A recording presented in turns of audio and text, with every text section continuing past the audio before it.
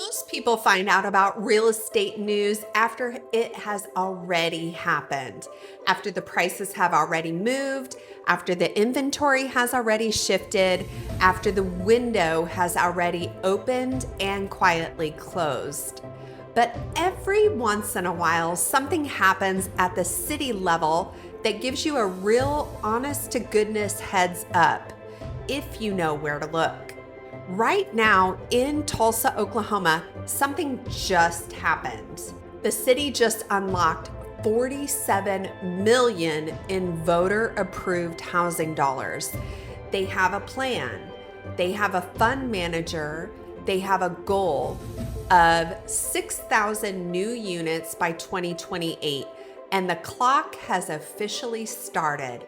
Whether you're a buyer sitting on the fence, a homeowner wondering about your equity, or an investor watching where the money flows, you need to understand what just happened. This is exactly what we're going to break down today. I'm Jessica Ford, a real estate agent right here in the Tulsa metro area, and I have been working in this market for years, helping buyers, sellers, and investors navigate one of the most dynamic and the most underestimated cities in the country. I track the city budget meetings so you don't have to, and today I want to walk you through exactly what the city just did and what that means for your real estate decisions right now in 2026. Let's get after it. So what the city just did, let me take you back a little bit to August of 2023. Tulsa voters went to the polls and approved $75 million in sales tax revenue specifically dedicated to housing. That is not a federal grant. That is not a developer promise. That is Tulsans, real people voting with their wallets to say, we have a big housing problem and we're going to fund the solution.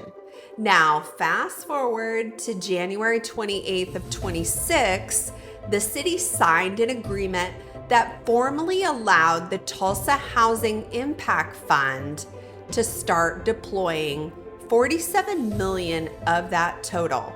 The remaining funds go towards infrastructure and administration costs to make it all work. Here's how the $47 million is divided. First, a $25 million housing grant fund. This is the biggest bucket. It uses tools like low-income housing tax credits, what developers call LIHTC, to support housing at or below 60% of the median income. Translation, the money builds workforce housing. The apartments, starter homes, teachers, nurses, and service workers can actually afford.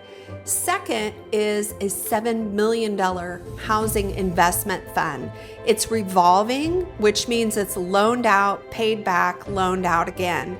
It targets housing up to 100% of the median income, which catches the middle income housing through traditional assistance programs.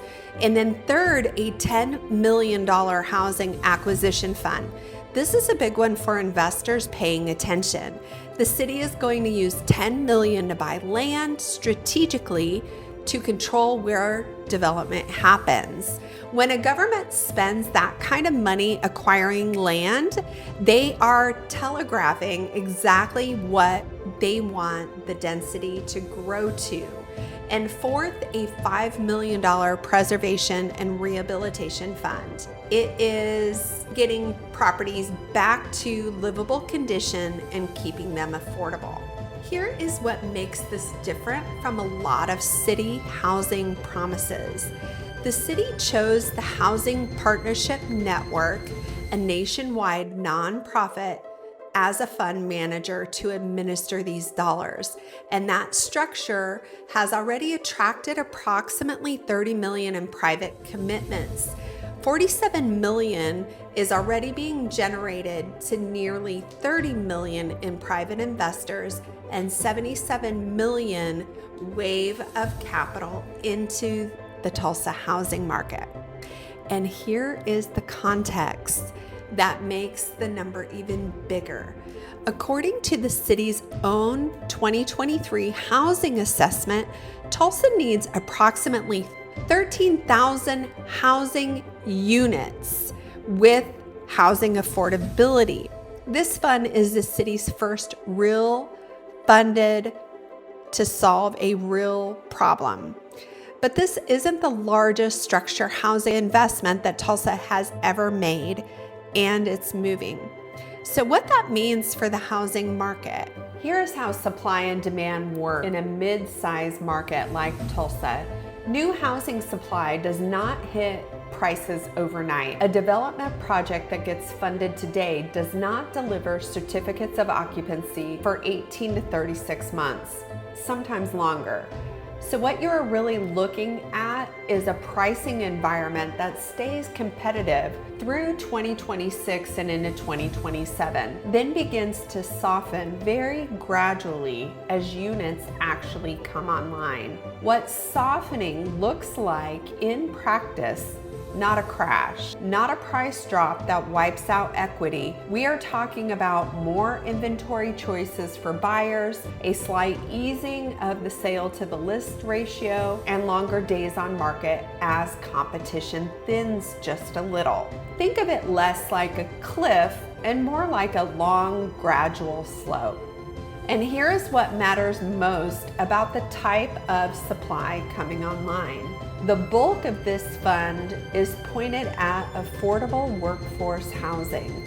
Units at 60% to 120% of area median income. That is not competing with your $350,000 or your $500,000 South Tulsa property. It is filling a gap in the lower end of the market that has been creating ripple pressure on mid-range pricing for years. And this is something most people do not think about. When you fill that affordable housing gap, it stabilizes the whole market. It takes pressure off of the middle. It keeps workers in the city. It makes Tulsa more competitive for employers. All of that is good for your property value long term. The neighborhoods to watch most closely are downtown and North and West Tulsa, where leaders are pushing for a meaningful share of that investment. If you are a buyer sitting on the fence right now, watching the market, waiting for the right time, I want to give you 4 specific things to think about. Number 1, the window before new supply arrives is still open, but it has a clock on it. The units funded by this investment will not be finished until 2027 or 2028 at the earliest. That means through the rest of 2026, you are still operating in a market where inventory is relatively tight and values are appreciating. Getting in before new supply lands means you capture appreciation now and benefit from a more stable market later. Buyers who wait until the units are built will have more choices, but they will also be buying at prices that have already moved up. Number 2, get pre-approved, not pre-qualified, before you look at home. With mortgage rates still hovering around 6.5%, your budget math matters more than ever. Pre-approval is not a formality. It is the thing that tells you your real ceiling, puts you in a position to move when you find the right home, and signals to sellers that you are serious. In a market where homes are still closing in under 45 days in many price ranges, the buyers who are not pre-approved are the buyers who lose.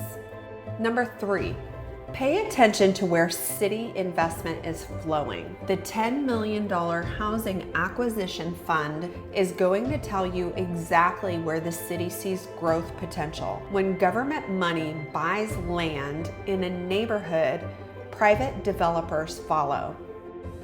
You have seen this playbook in cities like Columbus and Omaha.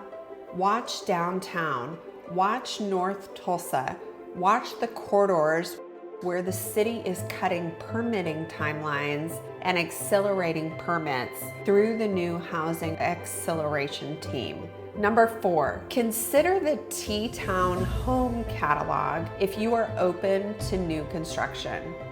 The city just launched its pre-approved plans program, the T-Town Home Catalog, which gives builders permit-ready plans that have already been reviewed for code compliance. This means faster permitting, lower development costs, and faster delivery for new infill housing across Tulsa. If you own a home in Tulsa right now, I want to speak directly to you for a minute because this news lands very differently depending on your timeline. Next 12 to 18 months remain favorable for sellers. The market is still appreciating. Days on market are still reasonable. You are still selling very close to your asking price.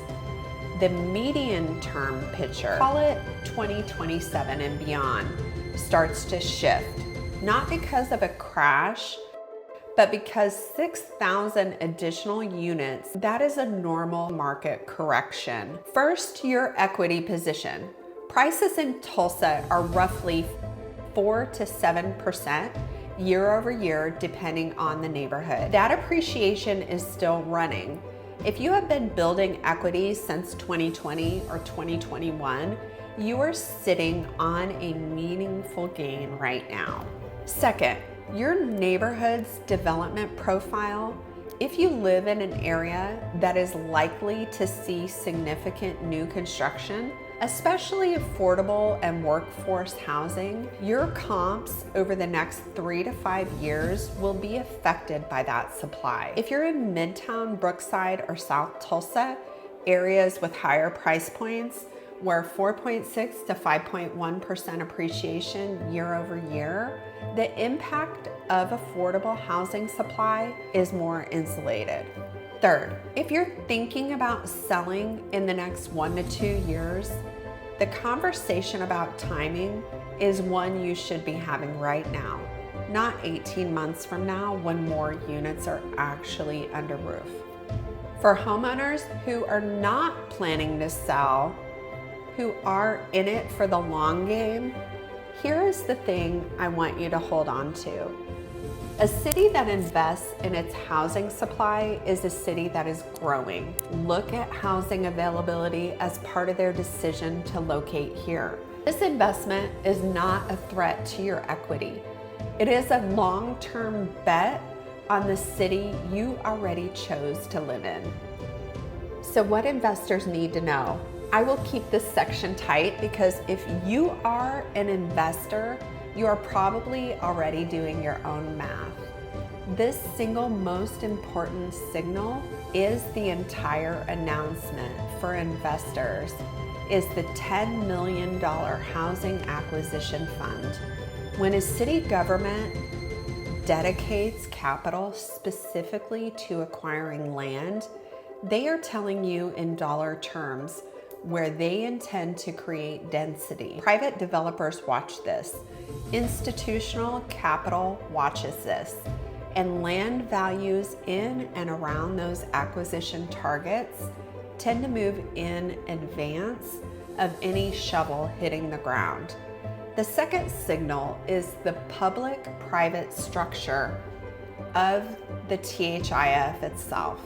This is not a grants and hope program. It is a structured fund designed to leverage city dollars to attract private capital. It has already pulled in approximately $30 million in private commitments. That means sophisticated real estate investors, not just local developers, are placing bets alongside the city. The third thing to understand is the Community Builder Pilot Program. This initiative is specifically aimed at helping developers convert vacant and underutilized properties into housing. If you're an investor with capital, and an appetite for value-add projects, particularly in areas with city interests, this program is worth a direct conversation with the city. And finally, affordable housing investment in Tulsa comes with tax credit structures that can make the return profile genuinely compelling.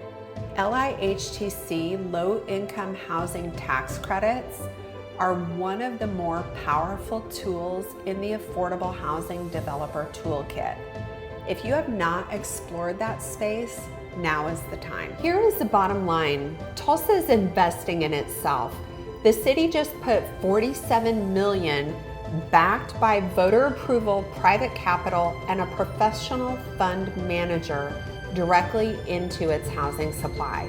That decision creates real concrete implications for buyers and sellers and investors, and the people who act on accurate information early are almost always the ones who come out ahead.